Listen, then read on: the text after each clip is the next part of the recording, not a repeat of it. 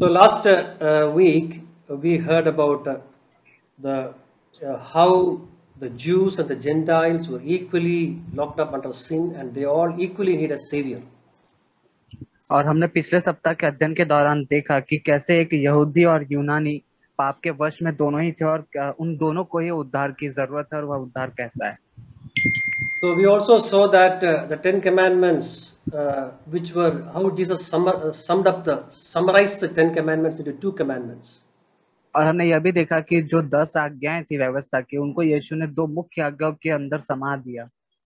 The first four commandments were summarized as love your Lord with all your heart, all your mind, and all your soul. And the next six commandments were summarized as love your neighbor as yourself. और जो 10 आज्ञा में पहली 4 आज्ञाएं वह यीशु ने इस आज्ञा में समा दी कि अपने परमेश्वर से अपने सारे मन, प्राण और बुद्धि शक्ति से प्रेम करना, और जो बाकी की 6 आज्ञाएं थी उसको यीशु ने उस आज्ञा में बताया, अपने पड़ोसी से अपने समान प्रेम करना। So we also saw that when Jesus came, he summarized everything into one commandment, which says that love one another as I have loved you and gave my life for you. और यीशु मसीह ने अंत में इन दो मुख्य आज्ञाओं को एक आज्ञा के अंदर बना दिया। जैसे उन्होंने कहा कि जैसे मैंने तुमसे प्रेम किया है वैसे ही तुम आपस में एक दूसरे से प्रेम करो। The obedience to the old covenants, the commandments were with all our effort, but obedience to the New Testament commandment is only by Christ's effort, not with our effort. और जो पुरानी वाचा और व्यवस्था की जो आज्ञाओं का पालन करना था वह उसमें हमें संघर्ष करना था, उसमें हमें प्रयत्न करना था और हमारी कोशिशें करनी थी। लेकिन जो नई वाचा की जो आज्ञा है उसमें मसीह हमारे लिए करते हैं। Suppose a beggar comes to we meet a beggar on the street, or a beggar comes to our home. We can give them 100 rupees, or we can even give 1,000 rupees to a beggar. हम जैसे कोई सड़क पर चलते हुए हमें कोई भिखारी मिल जाता है या कोई भिखारी हमारे दरवाजे पर आता है, हम उसे 100 रुपए देते हैं, हम उसे 1000 रुपए भी दे देते हैं। So one who gives 1,000 rupees will feel that he is so righteous, he is almost gone to heaven. That is the kind of feeling you get when you do something like this. और जब आप इस बात को देखते हैं कि एक व्यक्ति ने 1000 रुपए दिया तो हमारे मन में यह स्वाभाविक रूप से भावना आती है, बात उठती है कि यह व्यक्ति धर्मी और यह स्वर्ग जरूर पहुंचेगा क्योंकि इसने 1000 रुपए का दान किया है। That's how law works. Even if suppose you give 10,000 rupees, or if you give 1 lakh rupees, just imagine what kind of feeling you will get, a feeling of righteousness you will get. इसी रीति से पुरानी वाचा के जो व्यवस्था की आज्ञाएं थी वो भी ऐसे ही कार्य करते थे कि आप चाहे 1000 रुपए दे, 10,000 रुपए का दान करें, आपके मन में ऐसी भावना उठती कि आपकी वह धार्मिकता है। But we are judged by one law which says that did you love that person as Christ loved us? लेकिन हमारा न्याय सिर्फ एक ही सिद्धांत के आधार पर किया जाएगा कि क्या हमने उस व्यक्ति से जैसे यीशु ने मसीह ने प्रेम किया है वैसा प्रेम किया है। That's what 1 Corinthians 13 says. You can give your body to be burned, but if you don't have love, it is zero. इसलिए हम पहले कुरिन्ती के अध्याय 13 में पढ़ते कि यदि मैं अपने देह को जलाने के लिए भी दे दूं और प्रेम ना रखूं तो वह शून्य है। So this standard of righteousness can be achieved only by Christ living in us. और धार्मिकता का जो यह स्तर है, धार्मिकता के ऐसे जीवन को जीने का यह स्तर हम केवल मसीह के द्वारा ही जी सकते हैं। That's why when you read Romans, you will see many times it mentions Christ in us, Christ in us. इसलिए यदि आप रोमियो की पुस्तक का अध्ययन ध्यान पूर्वक करेंगे तो आपको पता चलेगा यह बार बार कहता है कि मसीह हमारे अंदर, मसीह मुझ में। So we'll start from 25th verse onwards. The verse 25, Romans 3 verse 25. God presented Christ as a sacrifice of atonement through the shedding of his blood to be received by faith. He did this to demonstrate his righteousness because in his forbearance he had left the sins committed beforehand unpunished. और Romeo अध्याय 3 उसका 25वें वचन से उसे परमेश्वर ने उसके लहू के कारण एक ऐसा प्रायश्चित ठहराया जो विश्वास करने से कार्यकारी होता है कि जो पाप पहले किए गए और जिन पर परमेश्वर ने अपनी सहनशीलता के कारण ध्यान नहीं दिया उनके विषय में वह अपनी धार्मिकता प्रकट करे। So what it says is God presented Christ as a sacrifice of atonement through the shedding of his blood to be received by faith. और यहाँ पर हम इस वचन में पढ़ते हैं कि परमेश्वर ने यीशु मसीह को और उसके लहू से एक ऐसा प्रायश्चित ठहराया जो विश्वास करने से काम करता है। So whatever Christ did for us, we can appropriate that, receive us only by faith. तो जो कुछ मसीह ने हमारे लिए किया है उससे हम मसीह पर विश्वास करने के द्वारा ही प्राप्त कर सकते हैं। I had met a priest, some time back, a few years back. I was talking to a priest of a और Jacobite church. और एक कलीसिया के एक मैं याजक से मैं मिला कुछ समय पहले। So I was talking to him about salvation. Suddenly that man, that priest got excited and he said he has got PhD in salvation. और जब मैं उद्धार के विषय में बात करने लगा तो उस याजक ने मुझसे कहा कि उसने पीएचडी की डिग्री की हुई है उद्धार में। I was wondering, what is PhD in salvation? Then he further said that, according to his research, he found out that Christ died. He has died for the sin of everybody on earth, Muslims, Hindus, everybody. So there is no sin on anyone on the earth. तो मैं इस बात पर आश्चर्य कर रहा था कि पीएचडी उद्धार में यह क्या होता है। तब उस व्यक्ति ने मुझे गहराई से बताया और कहा कि मसीह के बारे में जब मैंने जांचा और पढ़ा तब लिखा है कि मसीह ने सभी मनुष्य के पापों के लिए अपने प्राण को दिए। वो हर एक जाति के हर एक धर्म के लोगों के लिए मरा। इसका मतलब क्या पाप नहीं है। This kind of belief is prevalent in the society today, that Christ died, he took the sin of everybody, so that none of us, whether you are Hindu or Muslim or whoever it is without sin. इसलिए आज हमारा जो समाज है इसमें यह एक धारणा है जो मानी जाती है कि मसीह ने सभी लोगों के पापों के लिए अपने प्राण को दिए है। तो अब चाहे वह व्यक्ति हिंदू हो, मुस्लिम हो, कोई भी हो, वह पापी नहीं कहलाता। This is a wrong doctrine. We will see for whom Christ died. और यह गलत सिद्धांत है, लेकिन हम देखेंगे कि मसीह किन के लिए मरा। So John 17:9 we'll read. John 17:9. It says that I pray for them. This is John 17 is a chapter of the prayer of Jesus as a high priest. और हम यूहन्ना अध्याय 17 के वचन 9 में देखते हैं और यहाँ पर हम यीशु की महायाजक की प्रार्थना के विषय में पढ़ते हैं।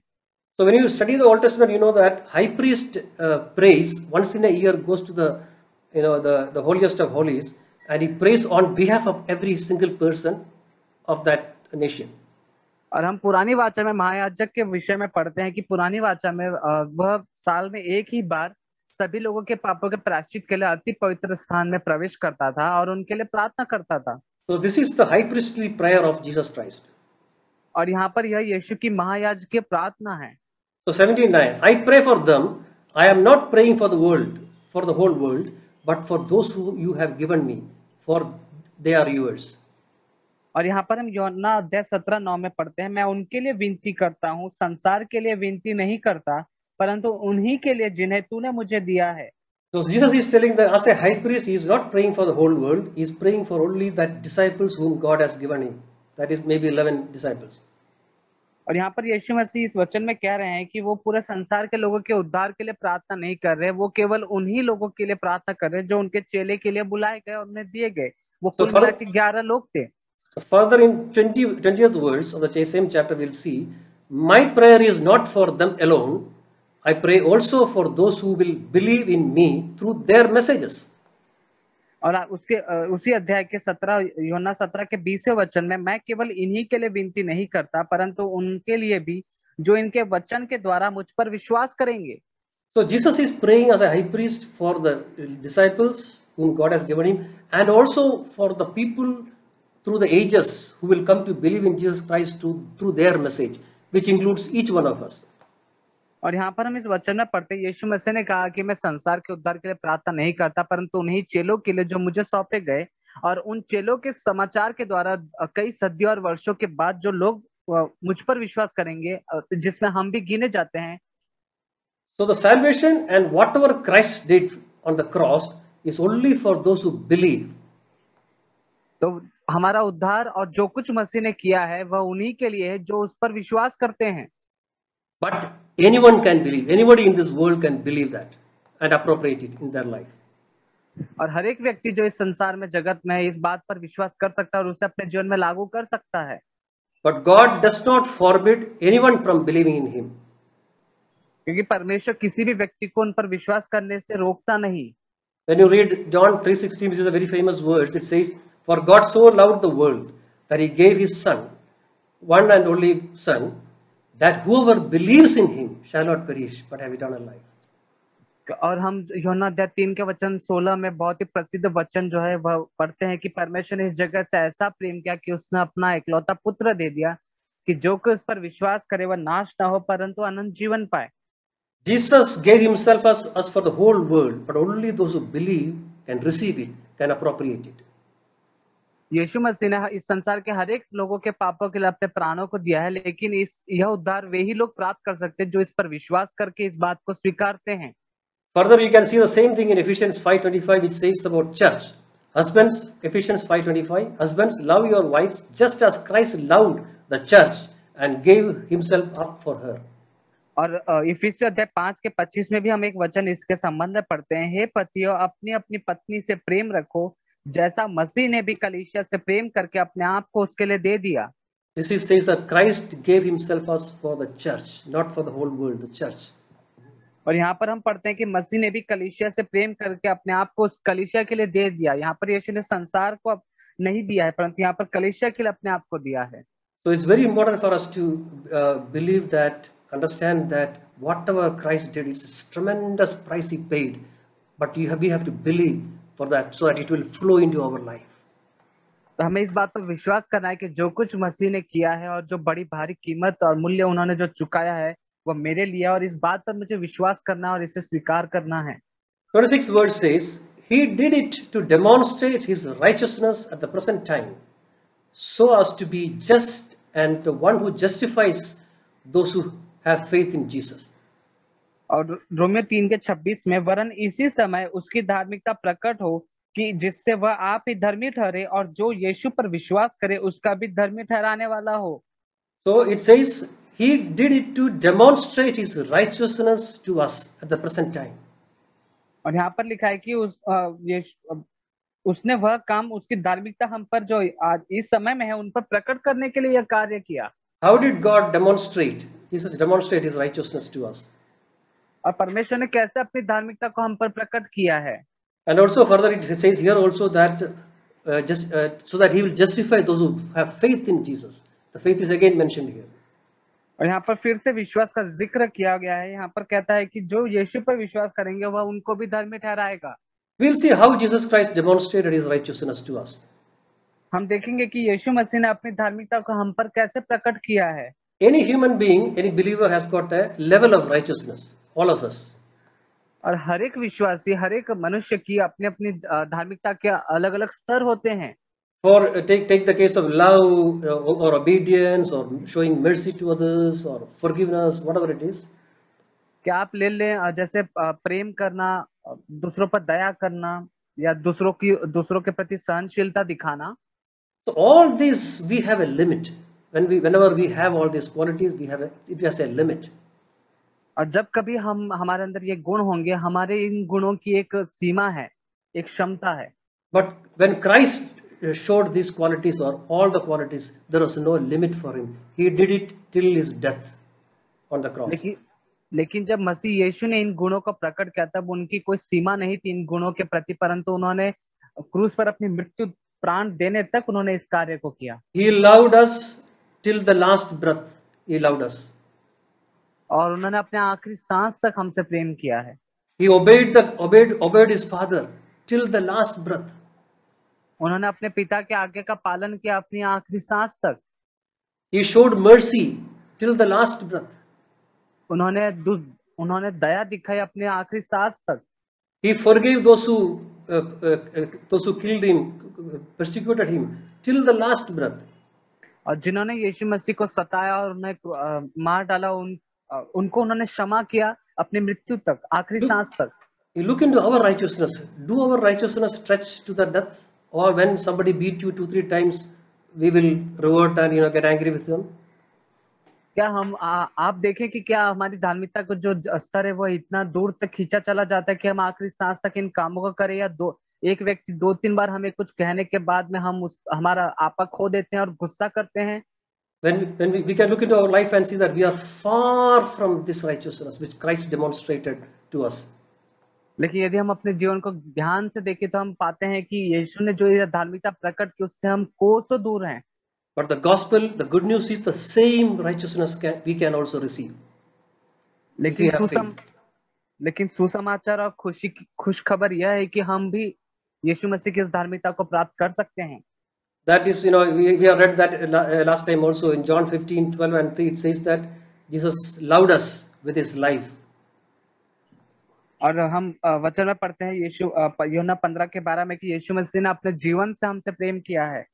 This is the righteousness of Christ, and God will not accept any righteousness other than this.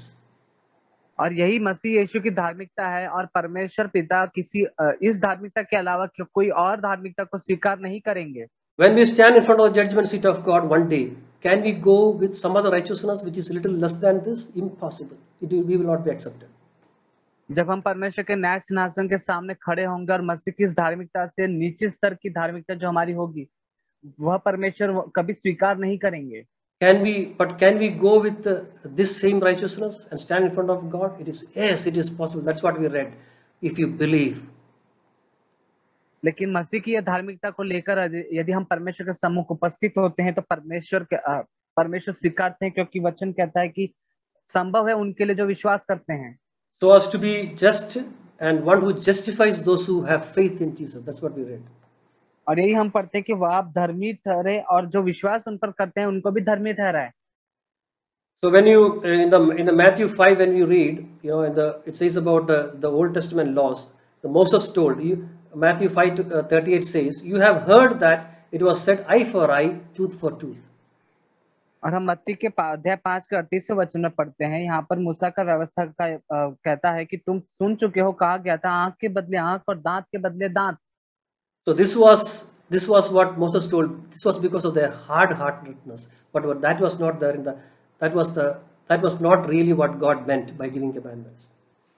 और यहाँ पर हम देखते हैं कि मूसा की व्यवस्था में यह आज्ञा दी गई क्योंकि वहाँ लोग उस समय के जो लोग थे उनका हृदय जो था वो बहुत ही कठोर हो गया था, लेकिन परमेश्वर का उद्देश्य इस आज्ञा के पीछे यह नहीं था। Okay, we'll go further. 27th verse. It says, "Where then is boasting? It is excluded because of what law? The law that requires works? No, because of the law that requires faith." और Romeo 3 के 27 में पढ़ते हैं, तो घमंड करना कहाँ रहा, उसकी तो जगह ही नहीं। कौन सी व्यवस्था के कारण से? क्या कर्मों की व्यवस्था से? नहीं, वरन विश्वास की व्यवस्था के कारण। It says that there is no reason why any of us can boast. और यहाँ पर यह वचन कहता है कि हमारे पास वह कोई कारण नहीं है जिसके द्वारा हम घमंड करने पाए।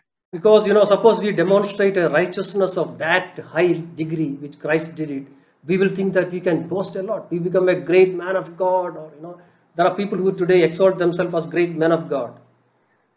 यदि हम मसीह की वह धार्मिकता के स्तर को पा लेते हैं हमारे जीवन में, तो हम इस बात के प्रति घमंड कर पाएंगे कि हाँ, मैं परमेश्वर का एक भक्तिमय पुरुष हूँ, स्त्री हूँ, परमेश्वर का मैं जन हूँ। और आज लोग इसी बात पर बहुत ही घमंड करके ऊंचा उठते हैं कि मैं परमेश्वर का जन हूँ।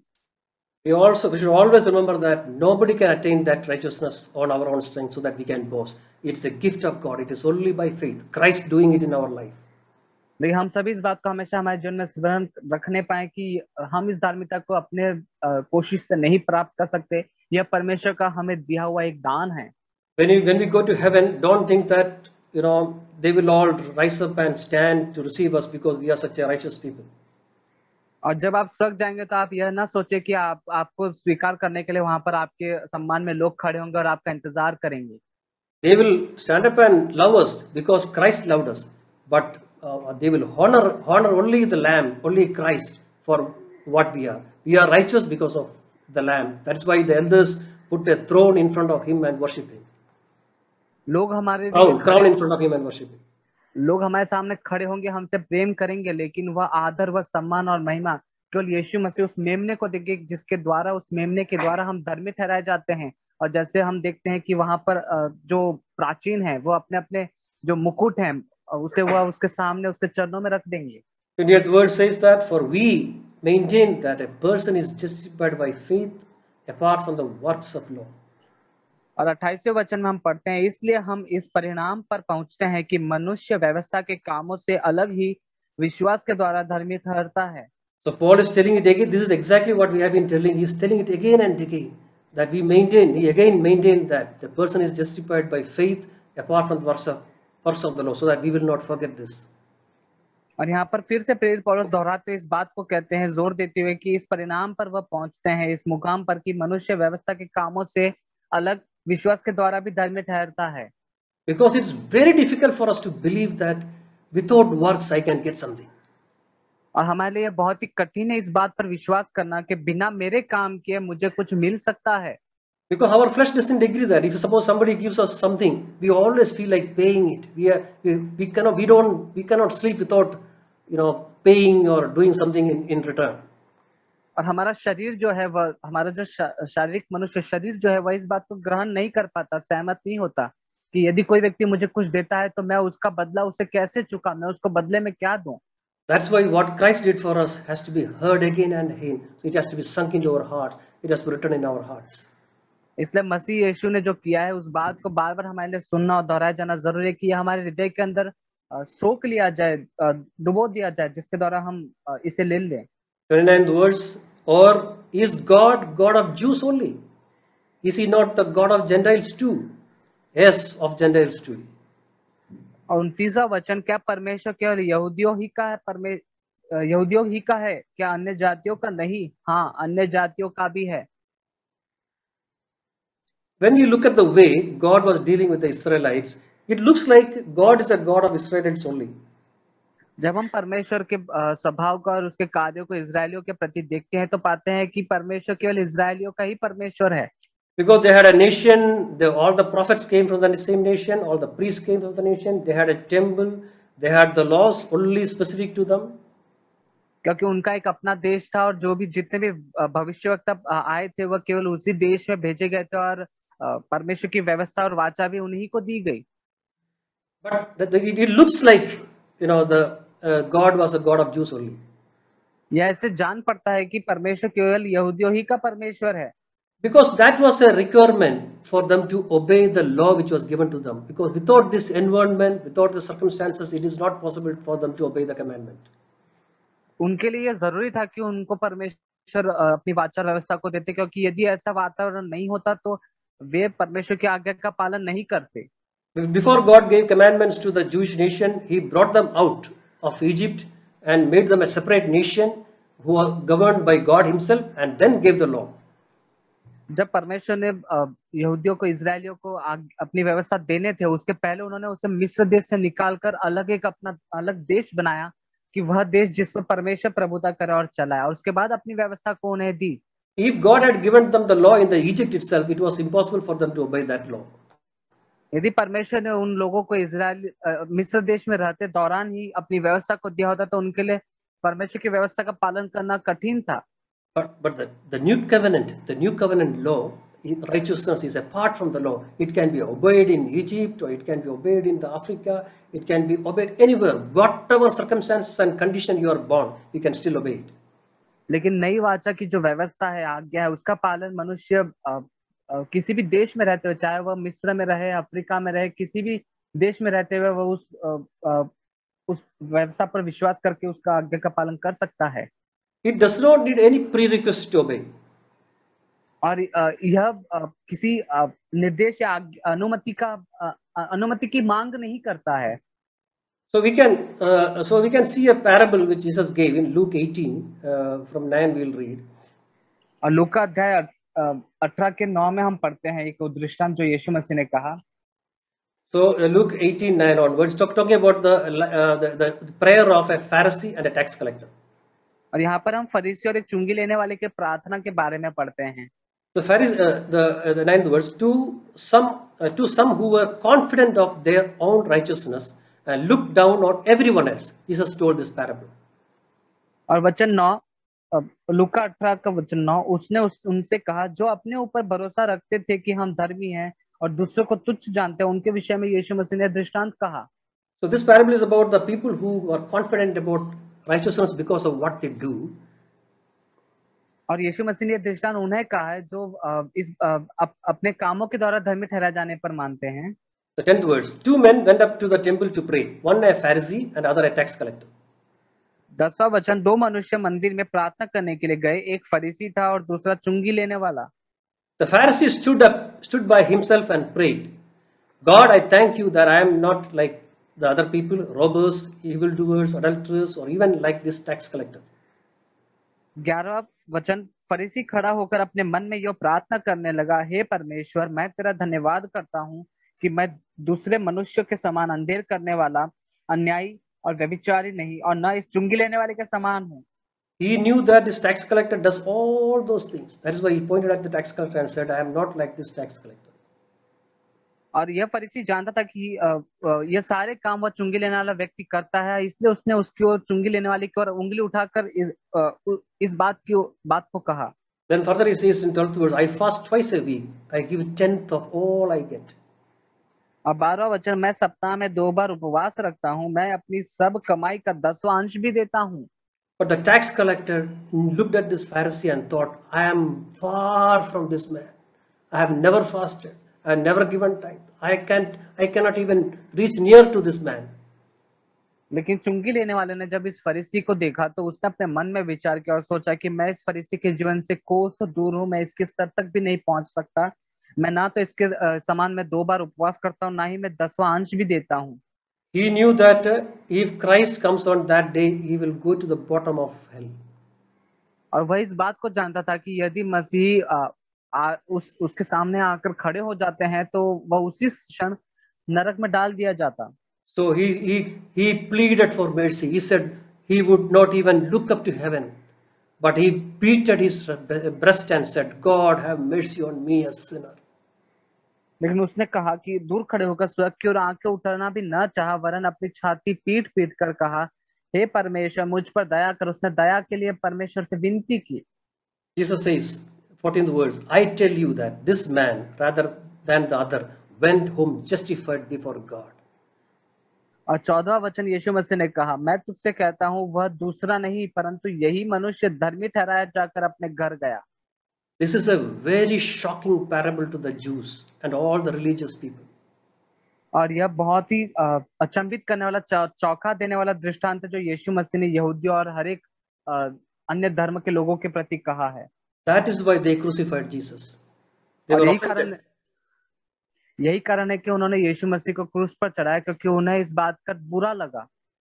Those who are listening to me, any of you feel that anything which you did, you might have given 1 lakh rupees to the poor, you might have done so many things, you think that you can go to heaven or be righteous just because of any of these things, you are fooled. मैं आप सभी से कहना चाहता हूं कि आपने भी ऐसा कोई कार्य धार्मिकता का अपने जीवन में किया है, या आपने भी किसी को 1 लाख रुपए का दान दिया हो और अपने इन कामों के द्वारा आप सोच रहे हैं कि आप स्वर्ग जाएंगे, आप अपने आप को मूर्ख बना रहे हैं। But when we come to God in a broken state and say that, submit and admit that I am a sinner, I need mercy, then God will give His righteousness to us.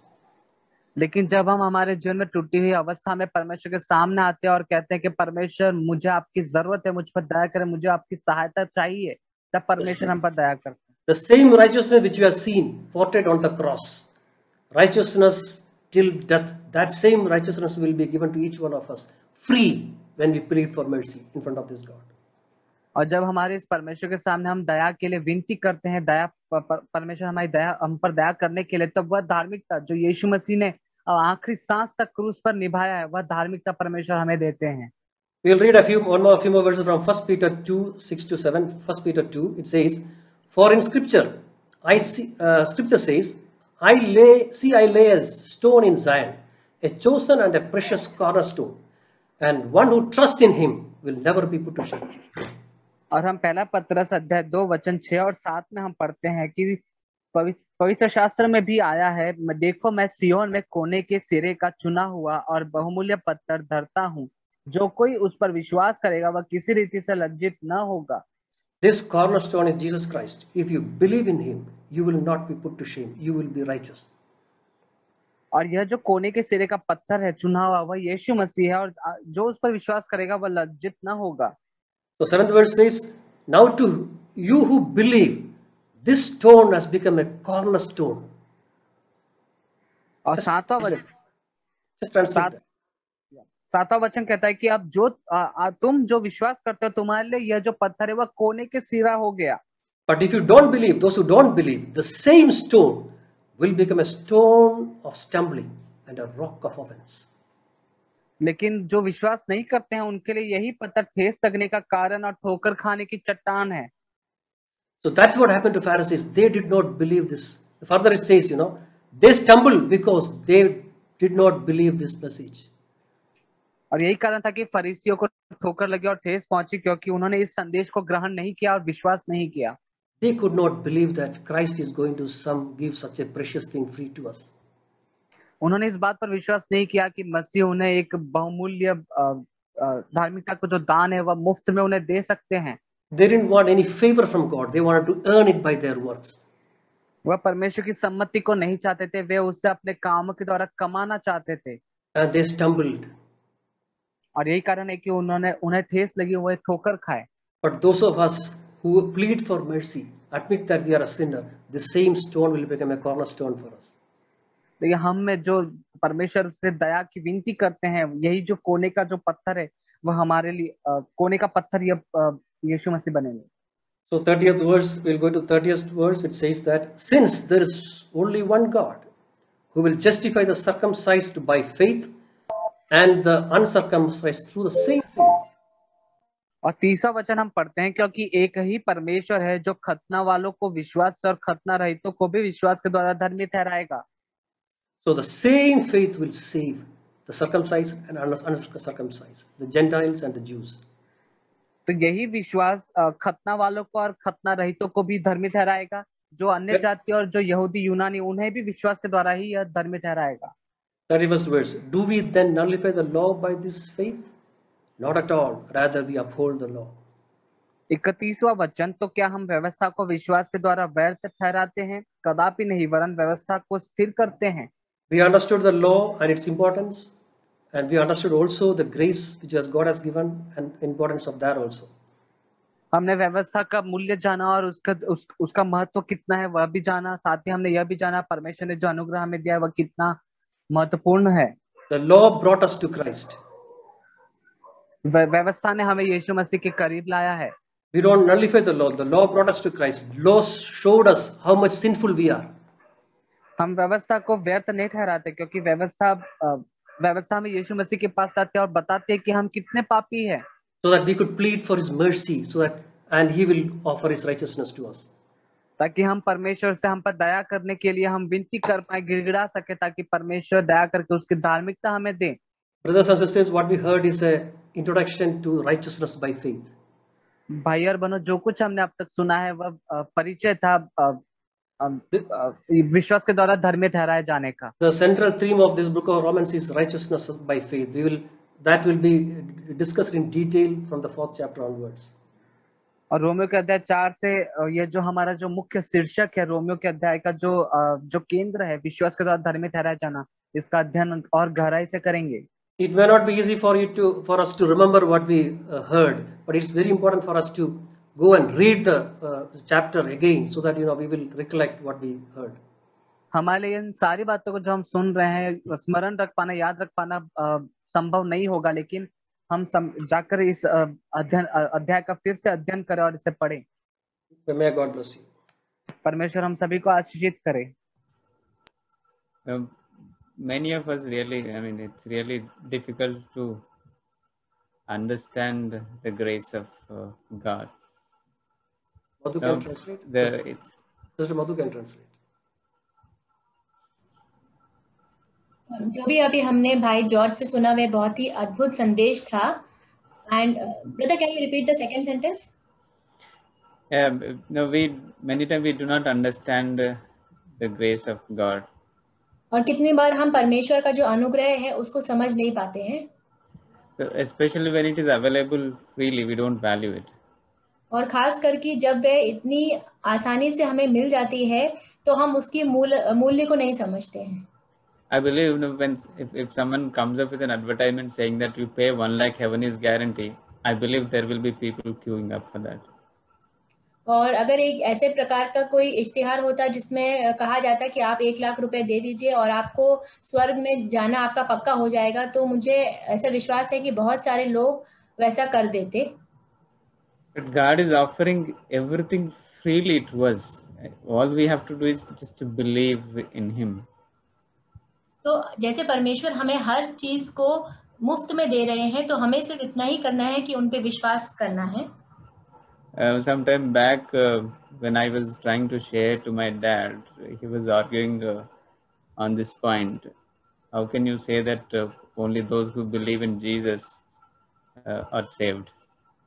कुछ समय पहले जब मैं मेरे पिताजी को समझा रहा था, तब वे मुझसे इस बात पर बहस कर रहे थे कि आप ऐसा कैसे बोल सकते हैं कि यीशु मसीह के ऊपर विश्वास के द्वारा ही हम उद्धार पा सकते हैं।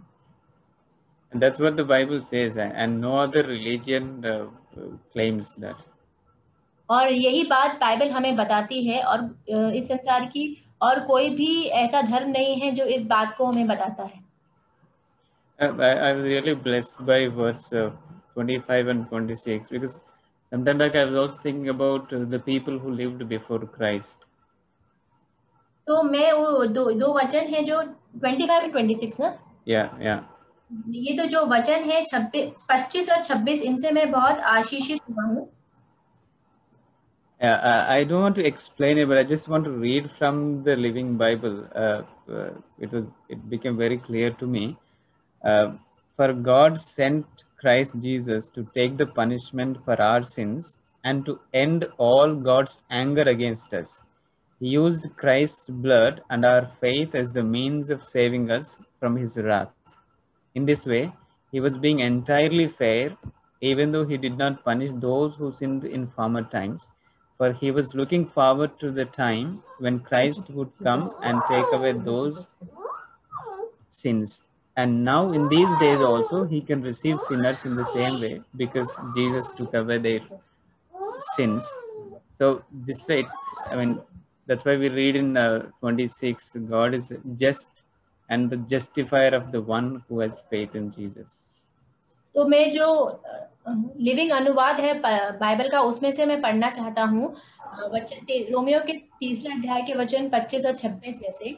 उसे परमेश्वर ने उसके लहू के कारण एक ऐसा प्रायश्चित ठहराया जो विश्वास करने से कार्यकारी होता है, कि जो पाप पहले किए गए और जिनकी परमेश्वर ने अपनी सहनशीलता से आनाकानी की, उनके विषय में वह अपनी धार्मिकता प्रकट करे, वरन इसी समय उसकी धार्मिकता प्रकट हो कि जिससे वह आप ही धर्मी ठहरे और जो यीशु पर विश्वास करे उसका भी धर्मी ठहराने वाला हो।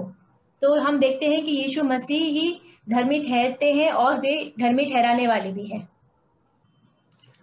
I'd like to just throw some light as I was listening to today's topic. तो मैं भी इस बात पर थोड़ा प्रकाशन डालना चाहता हूँ, जैसे कि हम आज के विषय में सुन रहे थे। Many of us come from Hindu background. Many of us will not know what it means to Christ became that propitiation for our sins before God. तो हम लोगों में से कई लोग हिंदू परिवार में से आए हैं और शायद ऐसा नहीं जानते होंगे कि इस बात का क्या मतलब होता है कि मसीह हमारे लिए पाप बन गया परमेश्वर के सामने, पाप का दंड दिया परमेश्वर के सामने हमारे। In the Old Testament, in Leviticus, we read there are different types of offering, burnt offering and guilt offering and peace offering and sin offering and wave offering and etc. So many offerings are there. तो हम पुराने नियम में पढ़ते हैं levy व्यवस्था की पुस्तक में से कि बहुत अलग अलग प्रकार की भेंट होती है परमेश्वर के लिए। उसमें से होती है एक शांति की भेंट या बलिदान की भेंट, और ऐसे अलग अलग प्रकार, पाप की भेंट, ये सब अलग अलग प्रकार की भेंटें होती हैं। And for each offering there was an animal that needs to die. और हर एक भेंट के लिए एक जानवर होता है जिसको हमें मारना पड़ता है। God had asked that slaying of some cow or a bull or a goat or a lamb or a pigeon, something of that sort, had to die to please God. और परमेश्वर ने ऐसा ठहराया था कि कोई भी एक गाय या बैल या एक पक्षी और ये इन सब में से किसी की ना एक की भी हत्या होती थी ताकि परमेश्वर खुश हो जाए। So particularly to that sin offering, it mentions in Leviticus that if a person sins unintentionally, then he has to do this. Then God has made a way how to get right with God by giving an offering, by killing of some animal. तो वहां पे levy व्यवस्था की पुस्तक में एक जो पाप के विषय में जो बलिदान है उसके विषय में परमेश्वर ने कहा है कि अगर कोई व्यक्ति बिना जानबूझे अगर पाप करता है, गलती से पाप करता है, तो उसके लिए परमेश्वर ने एक पशु की बलिदान के विषय में उसको रास्ता दिखाया है. So that when the offering is given, the person who has committed sin, he has to lay his hand on the head of that animal, and the priest will have to slay that animal. और जब वह बलिदान होता है, तब जिस व्यक्ति ने पाप किया होता है, वह व्यक्ति उस पशु के सर पर हाथ रखेगा और फिर जो महायाजक होगा वह उस पशु को मारेगा. It is symbolical of like I take the full blame of my sin. When I put my hand on that animal, it's symbolical of in the new covenant. I take the full blame of my sin. I don't blame anybody for my sin. And that's how when that animal is killed and he would get forgiveness. In the same way, when I take my full blame for my sin and I put my faith in Jesus, that he died on the cross, and because of his death, I get forgiveness of sins. तो जब वह व्यक्ति उस पशु के ऊपर हाथ रखता है, तो यह बात वहाँ पे दर्शाई जाती है कि वह व्यक्ति अपने पाप का खुद जिम्मेदारी लेता है और यह कबूल करता है कि उसका सारा इल्जाम उसके ऊपर है. तो इसी प्रकार से जब मसीह हम पाप करते हैं, तो हम अपने पाप की जिम्मेदारी खुद लेकर और मसीह के ऊपर विश्वास कर उद्धार पाते हैं. See, one great Bible teacher called Dr. Johnson, he called this portion in chapter 3 of Romans 21 to 31 as the most beautiful portion in the Bible. तो एक बहुत महान प्रचारक थे जॉनसन करके. तो उन्होंने जो रोमियो के तीसरे अध्याय में जो 20 वचन से आगे का जो हिस्सा है, उसको सबसे खूबसूरत भाग बताया है बाइबल का. See, we can see in verse 23 one of the definitions of sin, that is to fall short of the glory of God. तो हम 23वें वचन में देख सकते हैं कि जो पाप की परिभाषा है वह यह है कि हम परमेश्वर की महिमा से रहित हो जाते हैं. When I come to God and accept, Lord, I've fallen short of the glory of God, that from head to foot there is nothing good in me. और जब हम परमेश्वर पर विश्वास करते हुए परमेश्वर के पास आते हैं और हम बोलते हैं कि परमेश्वर हम आपके, can you repeat brother? From head to foot there is nothing good in me. जब हम परमेश्वर के ऊपर विश्वास रखते हैं, तब हम परमेश्वर से यह बोल रहे हैं कि हमारे सर से लेके पांव तक कुछ भी अच्छा नहीं है. Then in verse 24, Jesus makes us righteous. He clothes us with the righteousness of Jesus, and I'm holy as Jesus is holy. और फिर हम वचन 24 में देखते हैं कि ऐसा करने से परमेश्वर हमें मसीह की जो धार्मिकता है उससे वो हमें उड़ा देता है और फिर हम धर्मी ठहरते हैं और पवित्र ठहरते हैं जैसे यीशु पवित्र है. This is called imputed righteousness. God puts Jesus' righteousness into my account. और इसको हम कह सकते हैं कि हमारे अंदर बाहर से लेकर डाली जाने वाली धार्मिकता, क्योंकि यीशु की धार्मिकता परमेश्वर हमारे ऊपर हमें देते हैं. From then my Christian life starts. After that I can come to the imparting of righteousness. That is, I partaking of Christ's righteousness. That is the growth in Christian life. और उसके बाद मेरा मसीही जीवन शुरू होता है और फिर मैं मसीह की जो धार्मिकता है उसमें भाग ले सकता हूँ और मेरा मसीही जीवन आगे बढ़ सकता है. It's something like, say, in the Old Testament, a leper comes to the priest. The priest has to examine that and to declare him unclean. तो ये हम इसका उदाहरण हमें मिल सकता है पुराने नियम में, जब एक कोढ़ी से ग्रसित व्यक्ति जब याजक के पास आता है और याजक उसको जांचता है, तब वह उसको एक कोढ़ी करा देता है. But when from head to foot he is full of leprosy, the priest declares him clean. परंतु जब वह जो कोढ़ी है वह सर से लेके पांव तक कोढ़ से ग्रसित है, तब वह जो याजक है वह उसको साफ घोषित कर देता है, शुद्ध। But after some time, if some black spot comes again in that person's body, he should be declared unclean. और परंतु कुछ समय बाद जब उसके उस व्यक्ति के शरीर पर कुछ काला धब्बा आ जाए तो फिर से उसको हम अशुद्ध ठहरा देते हैं। That means if I say, okay, I'm somewhat good, I can come before God in mind righteousness. The moment I become totally unclean before God. तो ये उसी प्रकार है कि जैसे कि मैं खुद मन में सोचने लगूं कि मैं तो अभी धर्मी हूँ और अच्छा हूँ, वही जो समय है उसी समय में हम परमेश्वर के सामने बिल्कुल अधर्मी ठहरते हैं। In verse 25 you can see the demonstration of the righteousness of God. तो हम वचन 25 में देख सकते हैं जो परमेश्वर की धार्मिकता है उसको कैसे दर्शाया गया है। It's written, he passed over the sins previously committed. यहाँ लिखा है कि वह जो पहले पाप किए गए थे उनमें से वह उनको भूल गया। That is the same thing that I have to do to others also. That is the demonstration of the righteousness which I have to follow in Christ, that I also, what people have done wrong to me, I have to pass it over and I have to forgive them. Just as written, pass over the sins previously committed. तो यही बात हमें भी दूसरों के साथ करनी है कि अगर दूसरे लोगों ने हमारे साथ कुछ गलत किया है या पाप किया है तो उनके जो पाप है उसी प्रकार से हमें माफ करने हैं और उनसे भूल जाना है। Yeah, just one more thing. It's written here.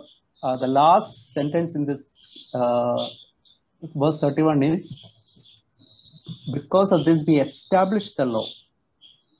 और एक और बात मैं बोलना चाहता हूँ जो आखिरी वचन दिया है 31वें वचन में कि इस बात के कारण मैं जो व्यवस्था है उसको स्थापित करता हूँ। It is when we accept God's righteousness and we can come before God with tremendous boldness.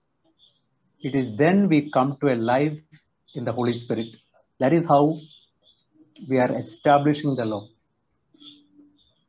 तो जब हम परमेश्वर की धार्मिकता को स्वीकार करते हैं और उस पर विश्वास करते हैं तो और हम पूरे हियाव के साथ परमेश्वर के सामने जाते हैं, वही एक समय है जब हम व्यवस्था को स्थापित करते हैं। Where even the 10 commandments can be true in our life. Praise the Lord. From the verse 25, I would say like, whom God put forward as a propitiation by his blood. Brother Vipul can translate. Madhu is slightly gone out. और हम वचन 25 में पढ़ते हैं कि यीशु मसीह के लहू के कारण एक ऐसा प्रायश्चित ठहरता है। This word propitiation has a very good meaning to it. और यह जो शब्द है प्रायश्चित, इसका एक बहुत ही महत्वपूर्ण अर्थ होता है। Because in the English version, this propitiation means bringing peace between God and man by the blood. क्योंकि अंग्रेजी भाषा में शब्दकोश में इस शब्द का ऐसे अर्थ बताया गया है प्रायश्चित का कि परमेश्वर और मनुष्य के बीच में लहू के द्वारा मेल कराना। So the first thing that the blood did was it brought peace between God and man. और जो लहू है उसने पहला प्रायश्चित का काम यह किया कि परमेश्वर मनुष्य के बीच में उसने मेल कराया, शांति को लाया। So moving forward to this verse, it says to be received by faith. This was to show God's righteousness because in his divine forbearance he had passed over former sins. और आगे हम पढ़ते हैं कि विश्वास करने के द्वारा यह प्रायश्चित कार्य करता है और परमेश्वर इसके द्वारा अपनी धार्मिकता को प्रकट करके दिखाना चाहते हैं कि कैसे उन्होंने पिछले किए हुए पापों पर ध्यान नहीं दिया। To be received by faith. What kind of faith do we need to be received by God? तो विश्वास के द्वारा इस बात को ग्रहण करने और स्वीकार करने के लिए हमें उस कैसे विश्वास की आवश्यकता है, जरूरत है। I want to read from this same chapter, Romans, chapter 10. तो मैं इसी के संबंध में इसी पुस्तक, रोमियो की पुस्तक के 10वें अध्याय से एक वचन कहना चाहता हूँ। It says from chapter 9 to 10, I will read. Sorry, brother, chapter 10, verse 9 and 10. Because if you confess with your mouth that Jesus is Lord and believe in your heart that God raised him from the dead, you will be saved. For with the heart one believes and is justified, and with the mouth one confesses and is saved. और Romeo अध्याय 10 वचन 9 और 10, यदि तू अपने मुंह से यीशु को प्रभु जानकर अंगीकार करे और अपने मन से विश्वास करे कि परमेश्वर ने उसे मरे हुए में से जिलाया, तो तू निश्चय उद्धार पाएगा। क्योंकि धार्मिकता के लिए मन से विश्वास किया जाता है, उद्धार के लिए मुंह से अंगीकार किया जाता है। So our justification comes by confessing that Jesus died for us and God raised him from the dead. By confessing, brother, by confessing, right? Yeah, we are justified is because that what we confess with our mouth and what we have in our heart that we say, the same words, when we confess with our mouth that Jesus Christ and believe in the heart that God raised him from the dead. और जब हम हमारे हृदय में इस बात पर विश्वास करते हैं और मुख से इस बात का अंगीकार भी करते हैं कि परमेश्वर ने यीशु को मरे हुए में से जिलाया और मेरे प्राणों के लिए यीशु मसीह ने जान दी, तब परमेश्वर मुझे धर्मी ठहराते हैं। If you remember the same is where Thomas says, unless I don't see the pierced hand of our Lord, he didn't believe it. और यही हम थोमा के विषय में भी पढ़ते हैं कि उसने कहा, जब तक मैं मसीह के खिले से छेदे हुए हाथों के उस छेद को ना देख लूं, तब तक मैं उस पर विश्वास नहीं करूंगा। And Jesus answered them, you only believe because you have seen, but blessed are those who believe and still not seen. और यीशु मसीह ने उससे कहा कि तू देखता है इसलिए विश्वास करता है, लेकिन धन्य वे हैं जो नहीं देखते और फिर भी विश्वास करते हैं। If we want to be justified, we have not seen the sacrifice of God, we have not seen what happened on the cross, but we still believe, and that is our faith. Amen. और मसीह ने हमारे लिए जो अपने आप को बलिदान किया, परमेश्वर के उस बलिदान को हम नहीं देख पाते, लेकिन उस पर हृदय से विश्वास करते हैं। आमीन। विश्वास के बारे में, विश्वास का उद्धार के बारे में सुनते हैं। Lot of times we hear about faith and salvation. लेकिन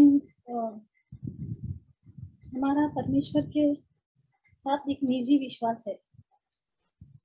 But we have an intimate faith with our Lord. उसका हमें भरोसा करना है कि मसीह हमारे बदले मृत्यु और पुनरुत्थान के आधार पर परमेश्वर हमें क्षमा करते। आंटी रिपीट करेंगे प्लीज, थोड़ा सा क्रैक हो गया।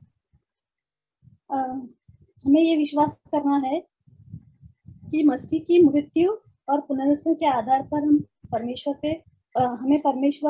हमें क्षमा कर सकते हैं। And so we have to believe that it is only through the death and resurrection of Jesus that we have received forgiveness from God. यीशु मसीह पर भरोसा करने वाले और those who believe in Jesus Christ और उद्धार के लिए केवल उसी पर निर्भर होने वालों को स्वीकार करते हैं। And only those who truly depend on Jesus Christ for their salvation, these are the people who will truly be saved.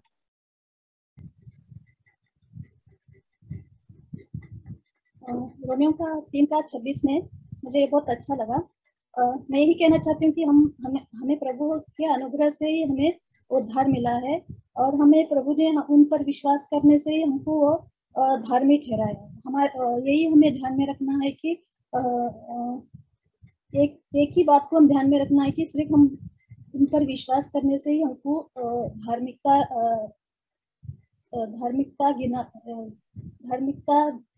का जैसे अब्राहम को कैसे धार्मिकता गिना, वैसे हमको भी उन्होंने धार्मिकता गिना. So I was very encouraged from Romans 3:26, and this is what I believe, that that it is only by believing in Jesus Christ that we will be seen as righteous before God, and it is only through Jesus, the righteousness that we receive from Jesus Christ. And just like how Abraham was considered righteous, similarly we will be considered righteous when we have faith in Jesus Christ. इसलिए हमें हमारे कामों का कोई मूल्य नहीं, विश्वास का बहुत मूल्य है. And that's why our works, the works that we do are worthless, but it is our faith which is valuable. अगर हमारा विश्वास सही है तो सही काम उसका पीछा करेगा. If our faith is right, then the right works will follow. मैं ये इसलिए शेयर किया क्योंकि कल मैं वेडनेसडे को मधु ने मुझे कुछ सुझाव दिया था कि मेरा स्वाद नहीं था, तो उन्होंने जाके टेस्ट करो, ऐसे कुछ सुझाव दिया था. तो मुझे एक बहन का नाम भी उन्होंने सुझाया था. तो मैं सोच रही थी कि बैठ के कि अभी मैं किसको बोलूं कि कहाँ पर ये टेस्ट होता है, और किसको बोलूं कि मैं कहाँ किसको पूछूं, ऐसे मैं सोच के बैठी थी. And on Wednesday after the meet, when I shared about my situation of having no taste, so Sister Madhu had suggested that I get a test done, and I was just sitting one day and thinking that whom should I contact, or whom should I ask that what test I should do and the other things. तो sister मधु ने एक sister का नाम सुझाया था मुझे, लेकिन मुझे ऐसा लग रहा था कि उन्होंने मुझे सिर्फ वो सजेशन देंगे कि वो इधर जाओ, एक टेस्ट करो, उधर जाओ, ऐसे करेंगे, लेकिन मैं अकेली कैसे जाऊं, ऐसे मैं सोच रही थी. So Madhu sister had suggested another sister's name who could help me and advise me which test I should do. So I was thinking that what should I do, because if how will I go and get those tests done. तो ऐसे सोच ही रही थी मैं, और एक परमेश्वर ने मेरे मन में एक सिस्टर को स्मरण करवाया. And while I was thinking these things, the Lord reminded me of a sister. वो हमारी चर्च की नहीं है, दूसरी कलीसिया की सिस्टर है, लेकिन उसने मुझे कभी भी हेल्प नहीं किया था, लेकिन मैंने उनका मेरे अंदर क्यों वो थॉट्स डाला, वो मैं सोच रही थी. And the sister is not from another church, and she has not helped me before, but for some reason the Lord brought her name to my mind. फिर मैं वो सोच के फिर मैं सो गई रात को. And after this I went to sleep at night. फिर सुबह 8 बजे वो सिस्टर ने कॉल किया मुझे. And in the morning that sister called me up at 8 o'clock. जो सिस्टर के लिए मेरे मन में डाला प्रभु ने, वही सिस्टर ने सुबह मुझे कॉल किया. And this was the same sister about whom the Lord had reminded me at night, and this was the same sister who called me in the morning. तो उन्होंने पूछा विद्या सिस्टर आप वैक्सीनेशन करने के लिए सोच रहे हैं क्या, ऐसे उन्होंने पूछा. And she asked me if I was planning to get vaccinated. मैंने सिस्टर सोचा तो नहीं है, लेकिन मुझे कुछ अनकंफर्टेबल फील हो रहा है, ऐसे मैंने उनको बोला. And but I replied to her that I haven't really thought about it, but currently I'm feeling a bit unwell. तो उन्होंने कहा कि मेरे सासू माँ का मैंने करवाया और मेरे पति का भी करवाया है, अगर आप करवाना चाहती तो मैं आपका हेल्प करूंगी. And she said that she has she had gotten her mother-in-law and husband vaccinated, so if sister wanted to have vaccinated, she would help her in getting it done. फिर भी मेरा मन नहीं मान रहा था कि मुझे लेना है करके, क्योंकि मेरे अंदर ऐसा कुछ भय के जैसा आ रहा था कि जब लोगों का सुनती हूँ तो कि भाई चक्कर आता है, बॉडी पेन होता है, फीवर होता है, तो मैं जब ऐसा सब होता है तो फिर मुझे कौन संभालेगा, ऐसे मैं सोच के मैं एग्री नहीं हो रही थी. But I was a little fearful because hearing of the side effects that other people are getting of like they're getting fever and pain and all these things. So I was not really bent on taking the vaccination. फिर उसने, वो sister ने कहा कि आप ज्यादा सोचो मत, क्योंकि आप अंदर से स्ट्रांग हो, ऐसे उन्होंने कहा. And the sister said, the other sister, she said that you do not be scared of taking the vaccine because you are very strong from inside. फिर भी मेरे मन में ऐसा ये नहीं आया. फिर बाद में उन्होंने एक शब्द कहा कि आपको प्रभु यीशु ने अंदर से बहुत स्ट्रांग किया है, ऐसे उन्होंने कहा, और मैंने उसको आमीन करके विश्वास किया. And she said that Lord Jesus has made you very strong from inside. So when she said that, I received it, those words, and I said an amen to it. फिर मैंने उनको बोला हाँ सिस्टर मैं लेती हूँ करके. उन्होंने अपॉइंटमेंट लिया, फिर मुझे इधर आके घर पे आके पिकअप किया, फिर वहां पे लेके जाके मेरे साथ में रहकर उन्होंने मेरा वैक्सीनेशन करवाया. And then I agreed and I told her that I am okay to take the vaccine. So she booked an appointment for me. She picked me up from my home, and all throughout the process, she was with me to take the vaccine. फिर उन्होंने सुरक्षित मुझे घर लाके छोड़ा. And she even dropped me home. तो मुझे उन्होंने जैसे वो बोलते हैं लोग, लेकिन मुझे ऐसा कुछ भी नहीं हुआ, ना फीवर आया, ना चक्कर आया, और ना ही मुझे दर्द हुआ.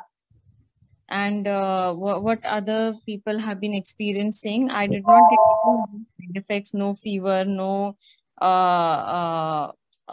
no aches, no pains, no nothing. तो यही कि मैं यही कहना चाह रही हूँ कि हम विश्वास से हम कुछ करते हैं तो प्रभु हमारा विश्वास का आदर करते हैं. So what I want to say is that when we do something with faith, God honors our faith.